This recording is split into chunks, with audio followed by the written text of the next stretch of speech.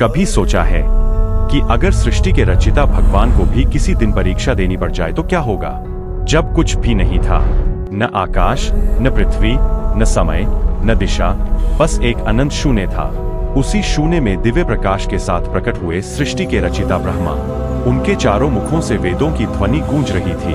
उन्होंने पर्वत बनाए, नदियां बहाईं, सूर्य को ज्योति दी और चंद्रमा को शीतलता। सृष्टि सजने लगी, जीवन मुस्कुराने लगा। लेकिन धीरे धीरे एक प्रश्न ब्रह्मांड में फैल गया, जो सबका भाग्य लिखता है, उसका भाग्य कौन लिखता है? देवताओं के मन में भी जिज्ञासा उठी। तभी क्षीर सागर में शेषनाग पर विराजमान भगवान विष्णु मुस्कुराए और बोले, हर रचना की परीक्षा होती है, चाहे वह स्वयं रचिता ही क्यों न हो। उसी क्षण ब्रह्मांड में समय थम गया, तारे स्थिर हो गए, वायु रुक गई और ब्रह्मा जी के सामने प्रकट हुआ एक अद्भुत दर्पण, कर्म दर्पण। उस दर्पण में उन्होंने अपनी ही बनाई सृष्टि को देखा। कहीं युद्ध था, कहीं अहंकार, कहीं मनुष्य अपने स्वार्थ में प्रकृति को नष्ट कर रहा था। ब्रह्मा के चारों मुख एक साथ मौन हो गए। उन्होंने सोचा था, मैंने तो सुंदर संसार बनाया था, पर अब वे देख रहे थे, सौंदर्य के साथ स्वतंत्रता भी दी थी। तभी कैलाश की दिशा से डमरू की गूंज सुनाई दी।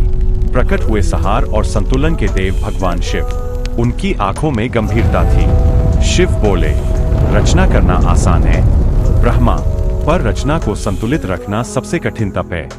ब्रह्मा ने पहली बार विनम्र होकर कहा, तो क्या मुझसे भूल हुई? विष्णु बोले, भूल नहीं, यही सृष्टि का नियम है। सृजन, पालन और संहार तीनों मिलकर ही पूर्णता देते हैं।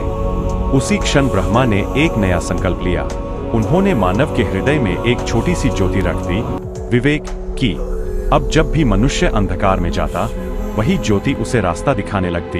तारे फिर चमक उठे, वायु फिर बहने लगी, समय फिर चल पड़ा और ब्रह्मा समझ गए, सृष्टि बनाना ही महानता नहीं, अपनी रचना की कमियों को स्वीकार कर उसे सुधारना ही सच्चा दिव्यत्व है। तो सोचिए, अगर भगवान भी अपनी सृष्टि के लिए चिंतन करते हैं, तो क्या हमें अपने कर्मों के लिए नहीं करना चाहिए?